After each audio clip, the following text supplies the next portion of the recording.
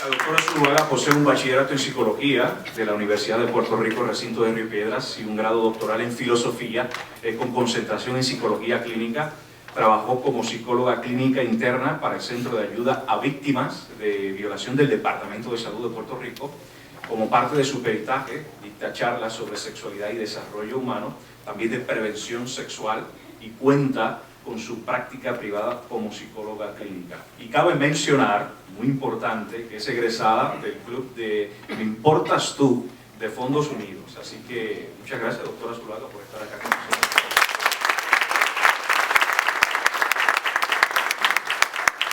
Se une al panel también Brenda Vélez, destacada coach profesional de liderazgo y vida, comprometida con la misión de promover el desarrollo sostenible de líderes, empresarios y familias. Buenos días, señora Brenda.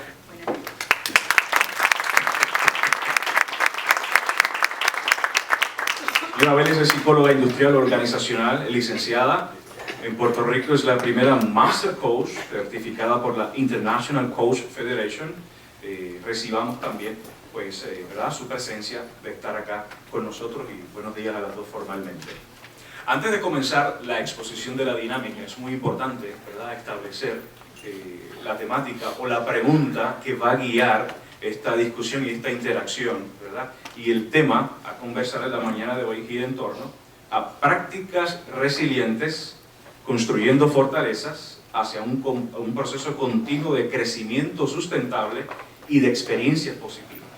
Las organizaciones presentan diariamente en la isla retos económicos y sociales, los cuales se deben enfrentar con optimismo, con arrojo, ¿verdad?, y confiados en las fortalezas y competencias emocionales, talentos y destrezas que cada uno manifiesta en respuesta a los cambios constantes en la economía socioeconómica, ¿verdad?, que nos afecta como país. Resulta importante que cada uno pueda ejercer su liderazgo resiliente a través de sus fuentes creativas de sustentabilidad en medio de la crisis socioeconómica del país. Así que para propósitos de simplificar la discusión, tomando en consideración que el tema es amplio y complejo, pues nos enfocaremos en la siguiente pregunta: ¿cómo las personas pueden ejercer en sus vidas un liderazgo fortalecido en prácticas resilientes a través de un crecimiento sustentable y experiencias positivas en medio de la crisis socioeconómica del país? La repito, por aquello de recapitular, ¿verdad? Cómo las personas pueden ejercer en sus vidas un liderazgo fortalecido en prácticas resilientes a través de un crecimiento sustentable y experiencias positivas, reconociendo la dinámica de la crisis socioeconómica del país. Vamos a otorgar un turno de 10 minutos por cada presentadora, en este caso por la doctora Zuluaga, y tendrá 10 minutos para presentar su perspectiva desde el punto de vista del individuo y las herramientas que cada persona puede poner en práctica en su carácter propio. Así que comienzo con usted. Paso el micrófono. Sí, voy a ir al podio. Perfecto, claro.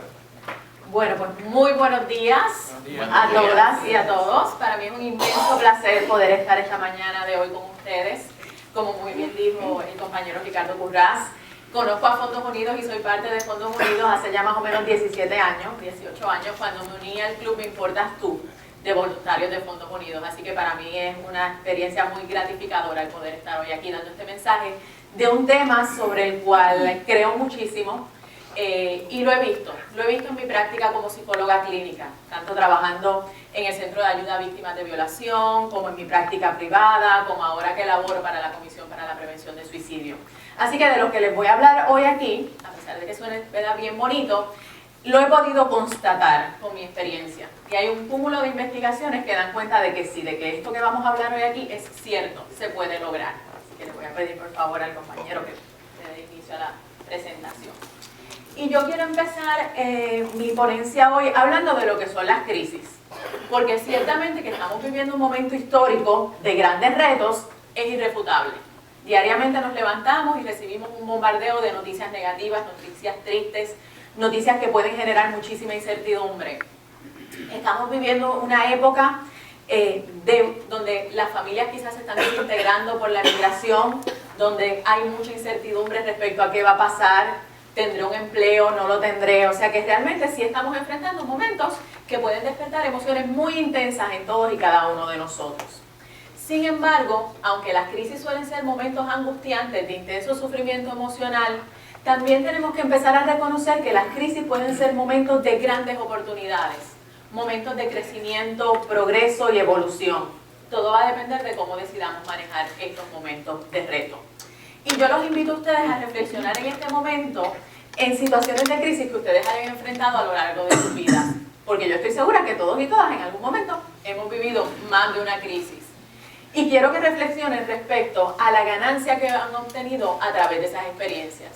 Estoy segura, y lo digo por experiencia propia, que de las situaciones más enriquecedoras que uno puede vivir en la vida son precisamente momentos de reto de crisis. Una crisis de salud, que de momento nos lleva a pensar en la importancia de cuidarnos, de valorar lo que realmente es importante. Una crisis de pareja, una crisis económica, la pérdida de un empleo que nos pueda motivar a reinventarnos. Así que ciertamente si nos detenemos a reflexionar sobre esos momentos de grandes retos que hemos vivido, nos vamos a dar cuenta que son momentos que nos han servido de muchísimo crecimiento, de muchísimo aprendizaje, de volver a poner en perspectiva y en una balanza lo que verdaderamente es importante.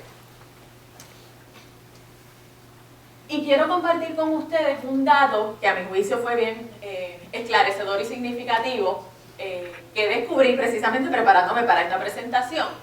Y es que la palabra crisis deriva del prefijo sánscrito kri, que significa dispersar, purificar, limpiar. Y quiero que prestemos atención a estos últimos dos vocablos, purificar y limpiar. O sea que ya la palabra crisis, desde su etimología, desde su origen, tiene una implicación positiva. Limpiar, purificar, soltar los lastres, aquello que no nos funciona, aquello que hace daño, que empobrece. Viene también del griego crisis, que hace referencia a separar y decidir.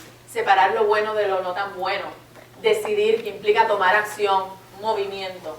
Y en castellano implica un momento en el que se produce un cambio marcado. Ahora nos toca a nosotros decidir cómo vamos a enfocar ese cambio. Si como una experiencia precisamente de crecimiento o si nos dejamos superar por esa crisis.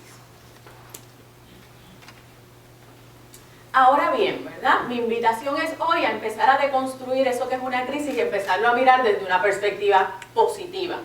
Pero no sin antes dejarles saber que yo reconozco que esto a veces no es tan fácil. Y el hecho de que no sea tan fácil enfocarnos en lo positivo no es casualidad. Es que es parte de nuestra fisiología humana. Nuestro cerebro evolutiva y fisiológicamente está dotado para la supervivencia. ¿Qué quiere decir esto? Que nuestro cerebro, más que enfocarse en lo positivo, biológicamente nos lleva a estar más alerta a todo eso que podamos considerar como una amenaza. Es decir, por biología estamos más enfocados en lo negativo porque somos parte de esa evolución, donde el más fuerte es el que sobrevive. Así que por biología, nuestro cerebro está constantemente mirando peligros, amenazas. Como dice esta escritora, que yo sigo, ¿verdad?, todas sus lecturas y sus ponencias y presentaciones, Elsa Punset, a nuestro cerebro, entrenado para la subsistencia, la felicidad puede parecerle un lujo.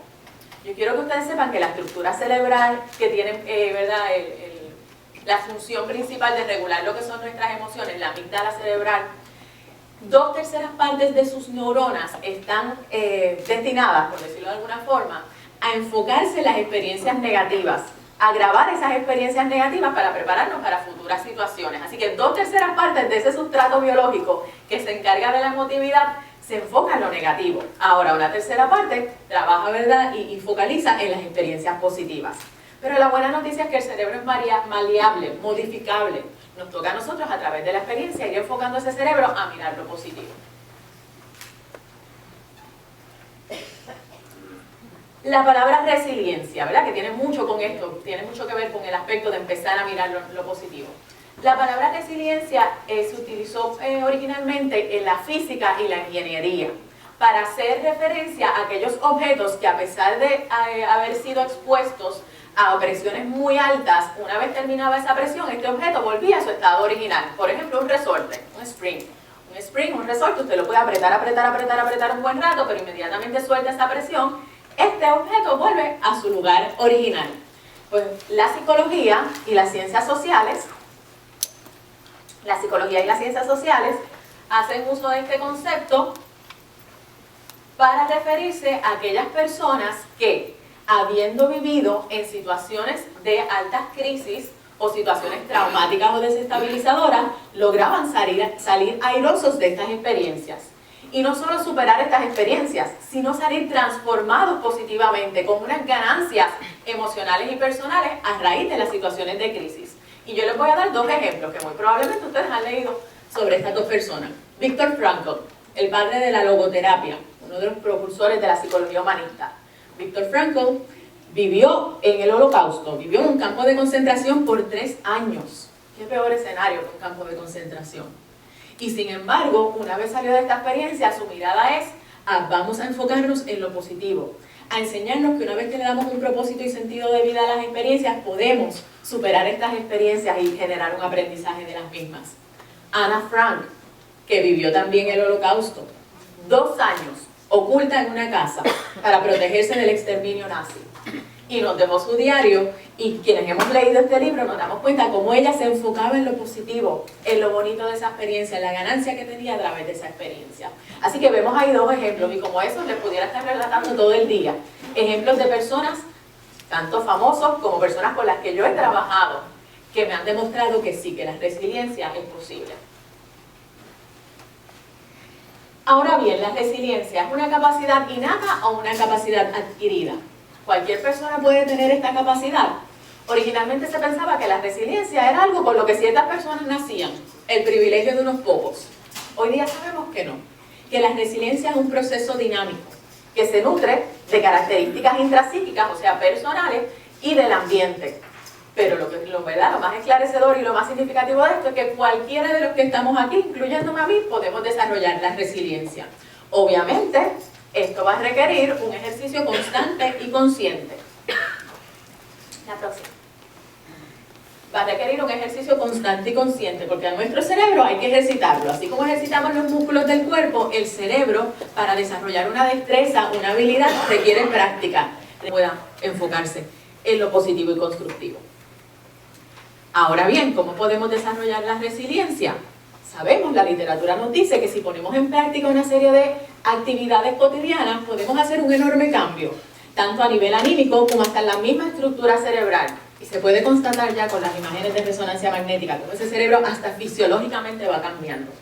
Por ejemplo, para poder ser resilientes, es decir, para poder fortalecernos y sacar lo positivo de las experiencias, es sumamente importante hacer introspección a diario, conectarnos con nosotros mismos.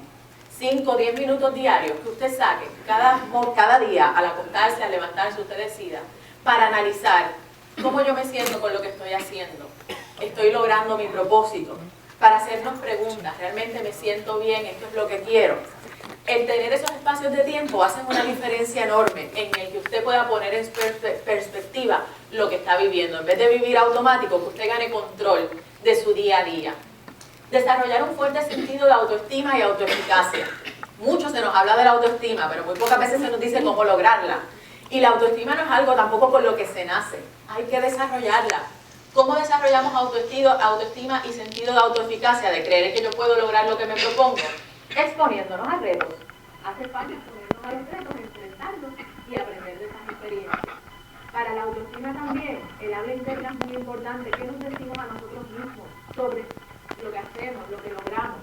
Para lograr autoestima es sumamente importante aprendernos a amar nuestras habilidades, pero amar también nuestras sombras. Reconocer que no somos perfectos, somos humanos. Ser íntegros, ser fiel a nuestros valores, a nuestras creencias, a lo que realmente nos da sentido. ¿Cómo desarrollar resiliencia? Manteniendo un optimismo inteligente. Optimismo, pensar en positivo, saber que yo puedo lograr lo que me propongo, saber que a lo mejor estoy enfrentando una experiencia que me ha desestabilizado, pero yo sé que esto va a pasar, que es solo un momento. A lo mejor no sé ni cómo resolverlo, pero yo sé que yo voy a encontrar la alternativa. Y es un optimismo inteligente, porque no es decir que todo va a ser bello, que voy a lograr el trabajo que quiero y quedarme tirada en el sofá de mi casa. No, es un optimismo que requiere trabajo, que requiere acción, por eso lo de inteligente. Ser creativos es sumamente importante. Reinventarnos si es necesario. Pensar en alternativas noveles. Quizás lo que a alguien más no se le ha ocurrido. Yo lo puedo hacer, claro que sí. Tener un buen sentido del humor. Los estudios sobre resiliencia dicen que este es un elemento clave. Aprender a reírnos hasta de los momentos más desastrosos de nuestra vida. Buscar lo positivo. Reírnos de nosotros mismos. Próximo. Identificar y avivar nuestras fortalezas y habilidades. Venimos de un modelo que busca el déficit, que busca la falta, lo que está mal en nosotros. Vamos a darle un giro. Ya las teorías sobre psicología educativa nos han demostrado que cuando se hacen perfiles de las fortalezas de los estudiantes y trabajamos con esas fortalezas, no con las áreas de debilidades, estos estudiantes logran ser mucho más exitosos. Así que vamos a ponerlo en práctica nosotros mismos, vamos a mirar hacia adentro, vamos a pensar qué realmente a mí me sale bien, cuáles son esas características positivas que yo tengo y vamos a potenciar, vamos a usar esas habilidades positivas. No es que vamos a descuidar las áreas de necesidad, porque sí, también hay que trabajarlas, pero vamos a darle mayor peso a esas fortalezas. Reconocer y aceptar nuestros sentimientos y los de los demás. Esto es clave. Detenernos a pensar qué estoy sintiendo. Y más allá de reconocer estas emociones, aceptarlas. Tenemos que permitirnos ser vulnerables. Se nos ha hecho creer que ser vulnerables es sinónimo de debilidad. Falso. Al contrario. Solo las personas valientes se permiten entrar en contacto con sus emociones. Y es necesario reconocer qué estoy sintiendo y darle espacio a esas emociones para que se manifiesten. Bien sea la tristeza, el coraje, el miedo, la ansiedad. Obviamente hay que manifestarlo de una forma saludable, porque no se trata de que si tengo coraje voy a ir despotricando por ahí contra el mundo. Pero sí hay formas saludables de poder hacer catarsis de esas emociones fuertes. Definir un sentido y propósito de vida, otro elemento clave que la literatura consistentemente nos refleja que es necesario para la resiliencia. Tener un propósito de vida, una meta ulterior, querer dejar una trascendencia y creer que soy parte de un plan superior, de algo que va más allá de mi propia existencia. Fomentar y mantener una buena red de apoyo, amigos, seres queridos. Está documentado que no tiene que ser una red de apoyo muy amplia. Con 3, 4 relaciones verdaderamente significativas se ha documentado que las personas pueden ser felices. Ahora, la clave es permitirse ayudar por estas personas, porque ahí está el otro reto. Muchas veces queremos ser invulnerables y no, yo resuelvo mis cositas solos. No, necesitamos de un otro. Tanto para celebrar los momentos buenos como para que nos den fortaleza y apoyo en los momentos no tan buenos. Mantener un buen balance en nuestro diario vivir, un equilibrio entre el trabajo, las responsabilidades y el tiempo de ocio. Es necesario, no es un lujo biológico como cree nuestro cerebro. La felicidad es necesaria. Saber poner límites realistas y saludables. Saber decir no cuando no es no, cuando no puedo. No exigirnos más de lo que podemos dar, porque entonces eso nos puede llevar a la frustración. Así que como estos ejemplos hay muchísimas estrategias que se pueden utilizar y que está documentado nuevamente en la literatura científica que ayudan a que las personas tengan un mejor bienestar. Esto no es magia, esto es inteligencia emocional y es posible. Quiero terminar mi ponencia con esta cita y la voy a leer porque quiero textualmente compartirla con ustedes y es un poquito más amplia que lo que estoy proyectando y dice así: el contexto puede parecer sin esperanza si atendemos a los titulares de los informativos. Las personas interpretamos el mundo a través de los estímulos que recibimos. Y los medios de comunicación básicamente generan economía de atención a partir de la gestión del miedo y la adrenalina. Y cierto que hay muchos problemas por resolver, muchas cosas por hacer, pero también hay gente extraordinaria, gente anónima, que no tienen ni un titular ni una columna. Y estas personas hacen que las cosas funcionen, porque hace mucho más ruido un árbol que cae que 1.000 millones de árboles que crecen. Sin embargo, 1.000 millones de árboles que crecen dan mucha más vida que un árbol que cae. Y ustedes son esas personas extraordinarias, esas personas anónimas que hacen que las cosas funcionen. Así que los necesitamos resilientes, yo los necesito resilientes para poder seguir echando este país hacia adelante. Gracias.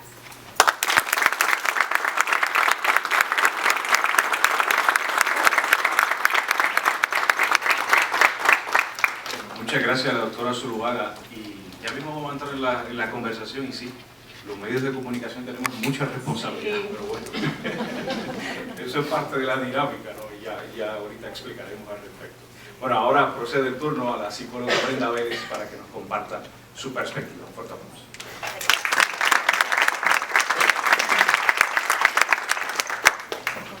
Muchas gracias. ¿Me escuchan bien? Más o menos. Ahora. ¿Sí? ¿Mejor? Sí, te escucho. Hasta la voz me mejoró, ¿verdad? Muchas gracias, y para mí es un gran privilegio estar esta mañana compartiendo con tantos seres semillas y no depredadores. Y así quiero comenzar mi ponencia desde la perspectiva de la resiliencia cuando la miramos desde lo que es el contexto organizacional. Y comienzo con una pregunta poderosa: ¿qué escogemos ser? ¿Escogemos ser semillas o escogemos ser depredadores?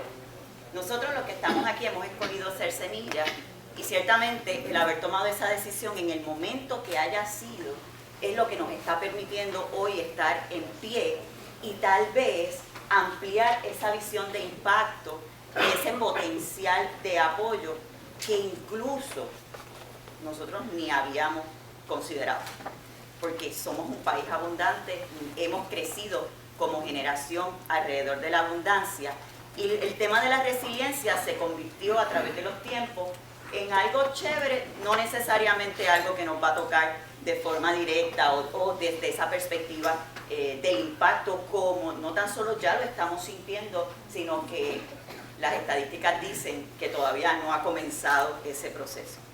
Así que volvemos a esa pregunta poderosa: ¿qué escogemos ser? ¿Escogemos ser semillas o escogemos ser depredadores? Cuando escogemos ser semillas, entonces tenemos el potencial de convertir y generar reforestación y grandes bosques a través de nuestras decisiones, a través de nuestras aportaciones. Y para mí, esa es la mejor manera de explicar la resiliencia en el ambiente organizacional. Reconociendo a mi querida colega, la doctora María Gema, que compartimos esa visión de aporte y de bienestar, y de igual manera, como seres que reconocemos el voluntariado en distintos focos, sabemos que la diferencia se logra haciendo y siendo modelo. Así que lo reconozco y aplaudo, y de igual manera juntos continuemos caminando en vía a lo que para mí es más importante: el mantenernos creyendo.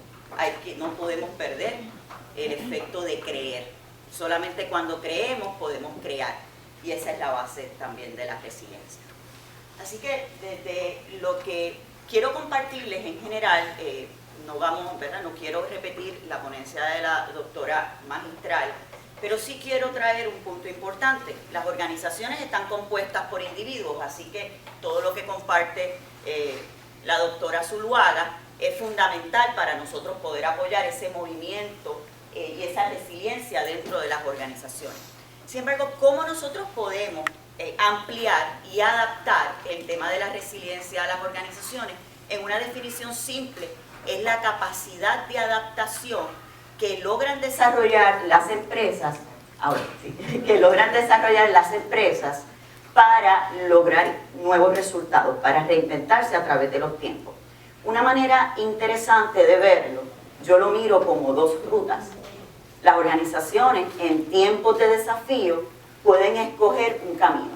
El camino de no mirar la adversidad de manera saludable, o el camino de mirar la adversidad como algo importante, como algo saludable, que podemos crear mejores condiciones. Así que la clave de la resiliencia, cuando la miramos en el contexto organizacional, primero es escoger ese camino. O escoge el camino saludable, pues hacia la adversidad, como independientemente, como dijo Víctor Frank también en un momento dado, cuando nos encontramos en el proceso de no poder cambiar las condiciones, estamos frente al gran desafío de transformarnos a nosotros mismos. Y eso lo podemos aplicar a las organizaciones. Las organizaciones, mientras continúen buscando afuera las soluciones a sus desafíos, cada vez nos seguimos apartando de la resiliencia. La resiliencia organizacional tiene que ver con cómo volvemos a nos recogemos. Vamos a mirar nuestras fortalezas, nuestras oportunidades a través de estos tiempos, utilizando nuestro conocimiento, nuestra experiencia vicaria, pero sobre todo ese sentimiento de esperanza y de contribución como los mecanismos principales para podernos mover al próximo nivel. Quiero compartirles una gráfica muy interesante que nos permite ver esa ruta de la resiliencia organizacional. Y miren qué interesante, si miramos, estamos trabajando en distintos tiempos, existen 3 tiempos en términos básicos, y el nivel de funcionamiento organizacional. Cuando las organizaciones se encuentran ante una crisis, que no es más que, como mencionaba la doctora, un tiempo de purificación que cuando no se comprende que es purificación y es oportunidad, entonces las organizaciones se autodestruyen por el miedo y por el pánico, y eso es lo que debemos todos evitar que ocurra en nuestras organizaciones, que entremos en pánico. Lamentablemente, cuando nos levantamos y decidimos encender la radio o ver los periódicos o ver la prensa, hay condiciones para que el que no maneja la inteligencia emocional, incluso hasta el más optimista, pueda cuestionar su optimismo. Nosotros no debemos rendirnos. A través de la historia hay suficiente evidencia que demuestra que en los tiempos de mayor crisis es cuando han ocurrido las más grandes transformaciones. Un dato curioso que quiero compartirles, cuando estuvimos en la Segunda Guerra Mundial, este dato lo descubrí hace poco y me encantó, fue cuando se inventó el juego del monopolio. ¿Alguien sabía esa historia? Que me pareció espectacular. La gente tenía desafíos económicos y estaban aburridos, querían de alguna manera salir. Esta persona dijo, ¿cómo yo puedo a través de estos tiempos reinventarme? No tengo condiciones, no tenía dinero. Dijo, ¿qué tal si yo me invento un juego de mesa donde todos somos millonarios y podemos comprar casitas y hoteles? Así que él desarrolló su prototipo, y no tan solo lo desarrolló, sino que cuando lo fue a vender le dijeron que no servía. Entonces, básicamente, pues digo, con lo poquito que tengo, voy a crear mis primeros tableros. Y fue un éxito rotundo, así que la organización que le cerró las puertas para comprarle el juego terminó comprándoselo por muchísimo más, porque las personas se ocuparon de invertir el tiempo. Mientras continuaba los desafíos de la Segunda Guerra Mundial, las personas comenzaron a pensar y a sentirse como millonarios comprando casitas y hoteles en el monopolio. Así que miren qué interesante lo que es la experiencia de reinventarnos e incluso generar nuevos proyectos que ayuden, no tan solo a quien lo desarrolla, sino a continuar transformando esa mentalidad. Regresando entonces a esta ruta y utilizándolo como un puente, cuando estamos en crisis, que no es otra cosa, volvemos, que ese espacio de purificación y de potencial de cambio, un cambio hacia adelante o un cambio hacia atrás. Nosotros lo escogemos, ese es el tiempo 1. Y en ese tiempo lo que va a ocurrir es una caída, pero es una caída necesaria. Es la caída que nos permite entrar en la rendición y soltar los espacios de control, que es lo que muchas veces nos vuelve inflexibles en las organizaciones. No es que las cosas las hemos hecho así por muchísimo tiempo y no pueden cambiar. Sin embargo, es todo lo contrario. Los tiempos nos piden esa rendición, que no es derrota, es la oportunidad de tener esa apertura a los cambios. Eso nos va a llevar, si miramos ese tiempo 1, a una actividad de supervivencia organizacional. Muchas organizaciones se quedan en ese tiempo, se autodestruyen porque no entienden que parte del proceso es muchas situaciones complejas, grandes desafíos y desafíos que tal vez usted nunca había visto, que trascienden lo económico, de relaciones entre compañeros, de manejo de cambio, de asumir riesgos, porque las personas se dejan contaminar por el espacio de miedo y de la incertidumbre. Así que ahí es donde entramos nosotros en el liderazgo, a crear estrategias que nos permiten entender que ese tiempo es inevitable, pero debemos trabajarlo con inteligencia y con estrategia para podernos mover al segundo tiempo, que es el tiempo de recuperación organizacional. Ya aquí vamos teniendo unos espacios de mayor esperanza, se están comenzando a ver movimientos y nuevos aires de cambio, que nos lleva a un tercer tiempo, que es el que buscamos, que es el tiempo de la resiliencia organizacional. Un estudio de la Universidad de Harvard demostró que la resiliencia sí se puede desarrollar. ¿Cómo la podemos desarrollar? A través de 3 actividades principales. La primera es la aceptación. Así que es importante reconocer que estamos frente a un tiempo que requiere cambios y transformaciones, no necesariamente sabemos cuáles son. Una vez tenemos ese espacio de aceptación, entonces nuestro segundo proyecto sería encontrar un nuevo significado y propósito a la situación. Así que como organizaciones tenemos que reinventarnos y decir que es chévere que hemos llegado hasta aquí, hay que encontrar un nuevo significado y propósito alrededor de lo que hacemos para entonces podernos mover al tercer nivel, que es desarrollar la capacidad de innovación y de creación dentro de los tiempos. Esas 3 actividades que están ya probadas científicamente, que es lo que nos mueve a crear esa organización resiliente, va a depender del nivel de adaptación que logre tener la organización, la visión compartida, que no es otra cosa que cuánto hay alineación dentro de la visión y de lo que se quiere y hacia dónde nos queremos mover. Esto no quiere decir que vayan a haber personas que no estén de acuerdo. Algo curioso con la resiliencia organizacional es que se enriquece con la diversidad. Así que mientras más dispersos estemos en los pensamientos, en las ideas y en los acuerdos, pero que podamos tener buenas estructuras de consenso, más seguro es el éxito que va a tener la organización en el proceso de resiliencia. Perdámosle el miedo a pensar diferente y a compartir con personas que son diferentes a nosotros. La gran magia bonita que tiene el espacio de la resiliencia organizacional es la integración y el comenzar a trabajar y a mirar la adversidad como una gran fortaleza. Eso nos va a permitir pues, construir esa confianza y continuar movernos al próximo nivel. Por tanto, quería crear un contraste en lo que son las condiciones o los resultados que a través de la investigación organizacional se han encontrado de lo que es una organización resiliente y una organización que no tiene prácticas resilientes. Una organización resiliente está probado que resiste mejor la adversidad, ese hardiness que se habla dentro de la investigación. O sea, en mi pueblo dirían, desarrollamos cuero duro. Disculpen mi comentario popular, pero ¿verdad? Esa capacidad que tenemos de poder mirar la crisis nos duele, pero no sufrimos. Seguimos hacia adelante, al contrario, este proceso nos entusiasma, nos reta, nos desafía, porque sabemos que en la medida que lo logremos sobrellevar, continuamos haciendo historia, dándole herramientas a aquellos que vienen detrás de nosotros. También vemos que las organizaciones resilientes maximizan sus recursos.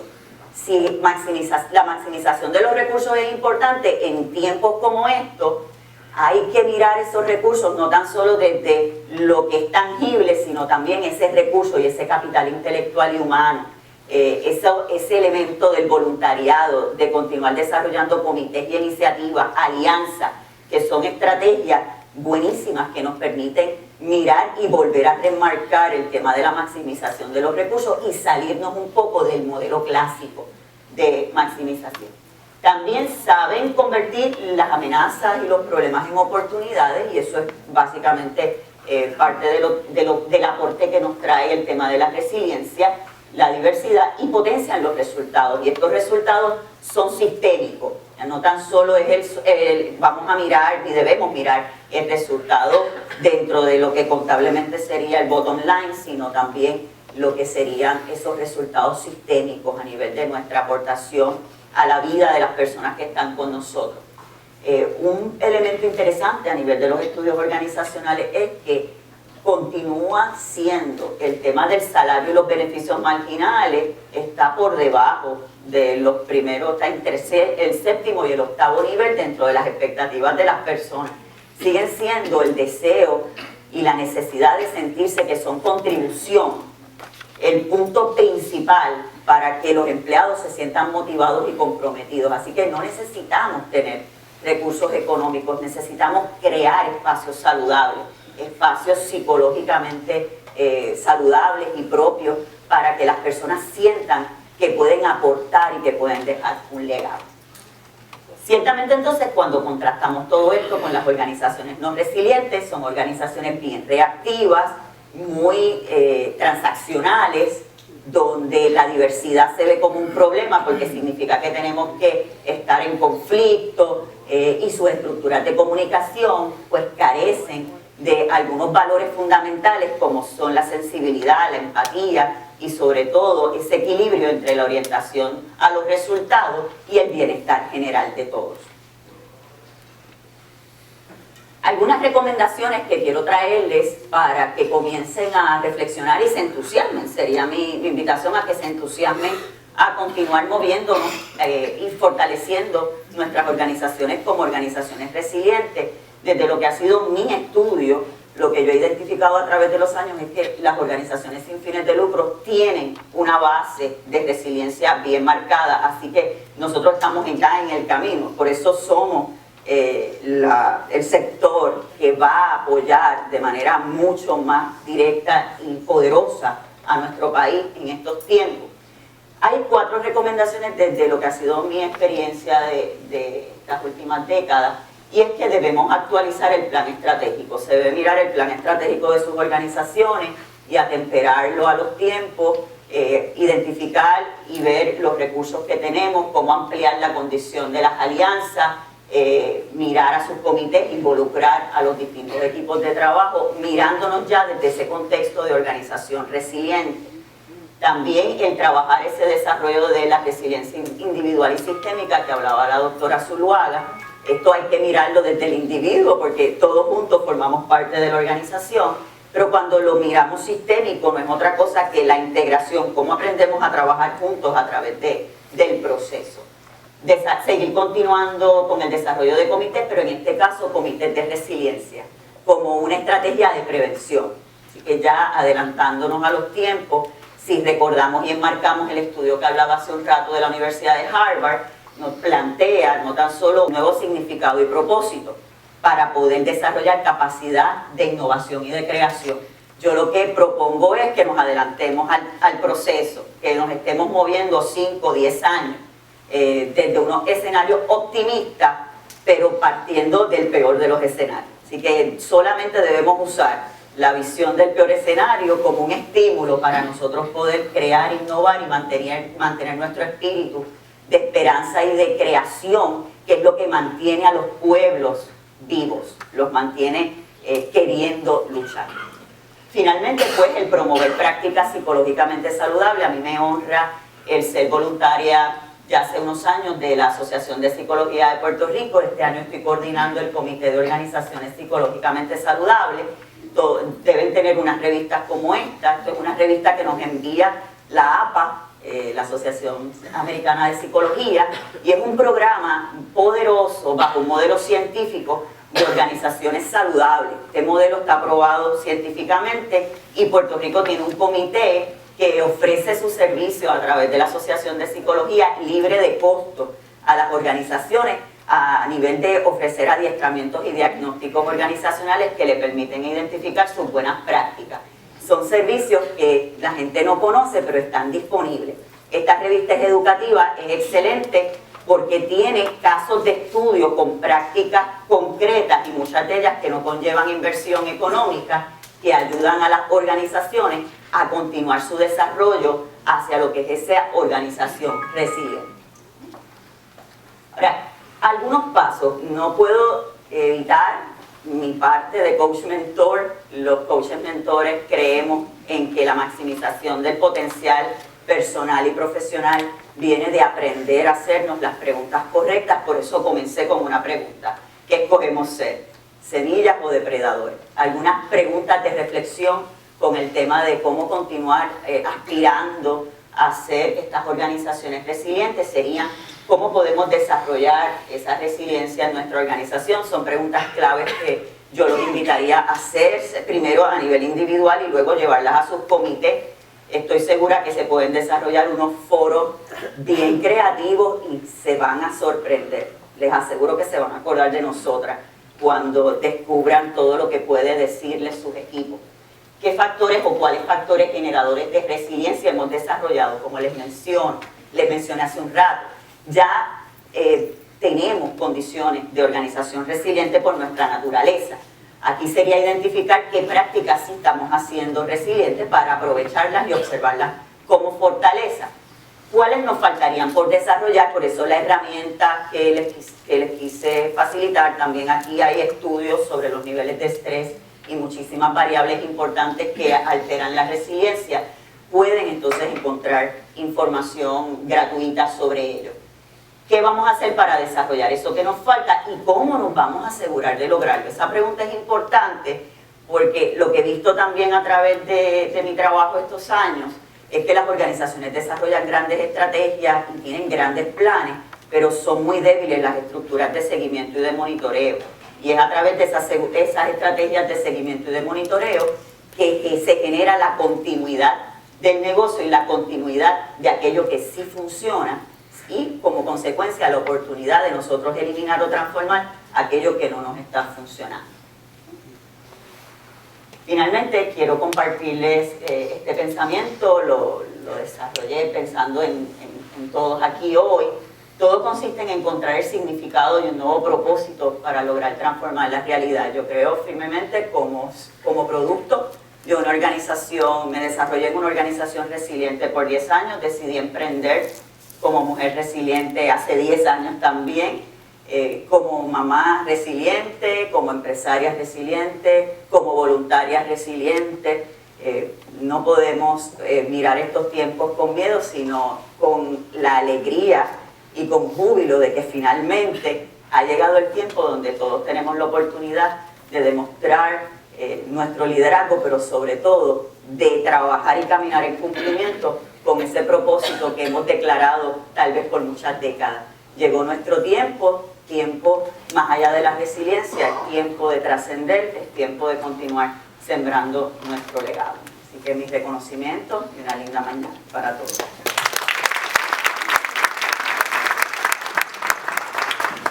Bueno, muchas gracias a la Master Coach Brenda Vélez por su presentación y a la doctora Zuluaga. Ahora vamos a pasar una breve sesión de preguntas y respuestas, así que pueden integrarse ¿verdad? A la discusión. No sé si hay un micrófono en el público, pero yo voy a romper el hielo en términos de la discusión porque hice mis anotaciones al respecto y las voy a compartir a las dos y se integran.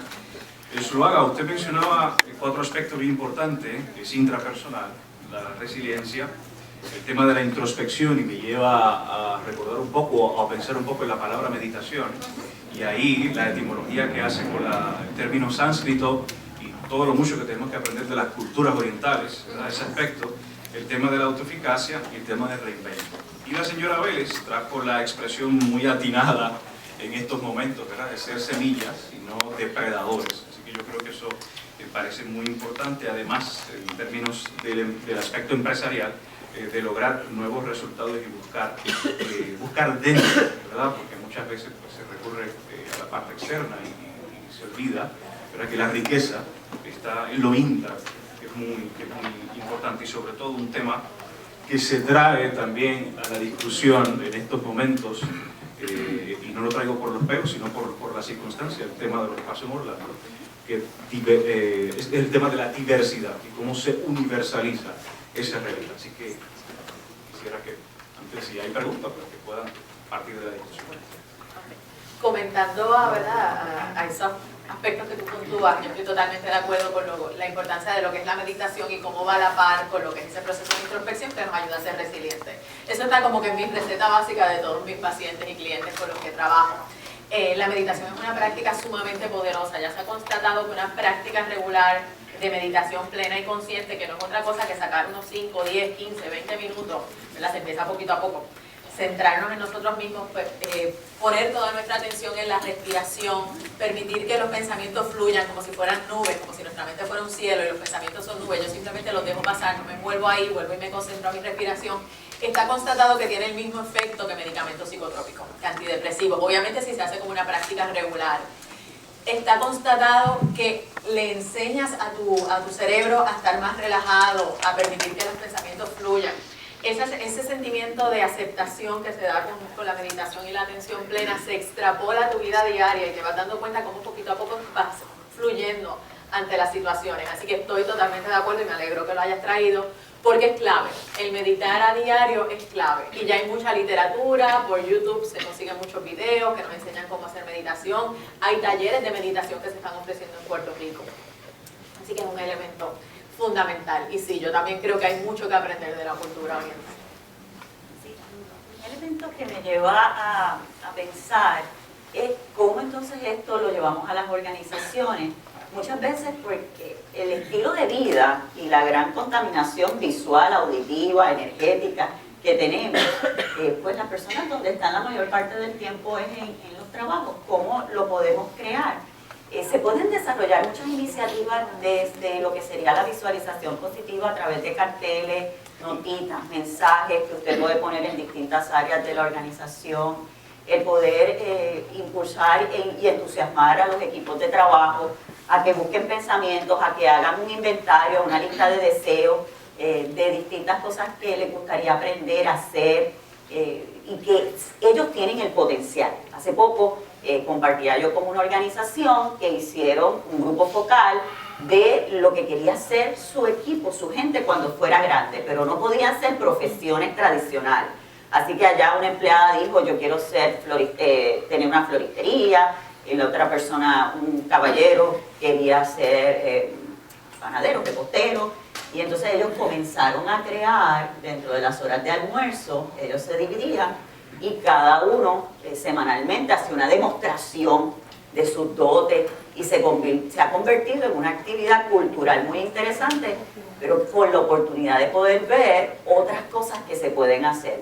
¿Por qué les hago la historia de éxito? Porque recientemente una compañera, su niño cumplía años, así que los mismos compañeros, a través de su fortaleza, crearon las condiciones sin tener que recurrir en cantidades de dinero.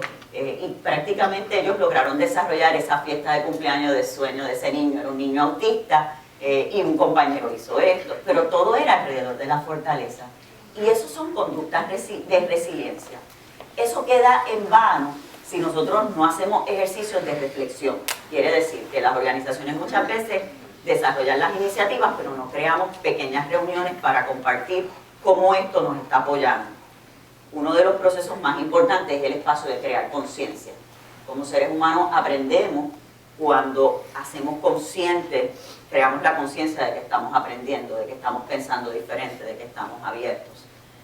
Debemos dejar de perder el miedo a la comunicación, a expresar lo que sentimos. Lo que necesitamos es crear los espacios y los foros adecuados para promover esa comunicación, esa creatividad y sobre todo ese compartir adicional de lo que yo puedo aportar versus incluso lo que aporta el compañero, y quitar el versus en el proceso, ¿sí, no? Y esto, tenemos esto y esto y esto y esto. Así que la resiliencia es un tema muy amplio, es un tema sistémico y que cada organización necesita definirlo desde su para qué, desde su visión y sobre todo desde lo que quiere convertirse en este tiempo. Quiero compartir una frase interesante para mí y que me ha impulsado a mí como mujer resiliente en esa meta de resiliencia continua, y es: no importa en dónde yo estoy hoy, dónde estoy y lo que tengo y lo que he hecho no me define. Lo que importa es en lo que yo aspiro a convertirme en cada momento. Y ahí está el espacio de la resiliencia. Bueno, no sé si hay... Sí, Ricardo, tenemos una pregunta. Adelante.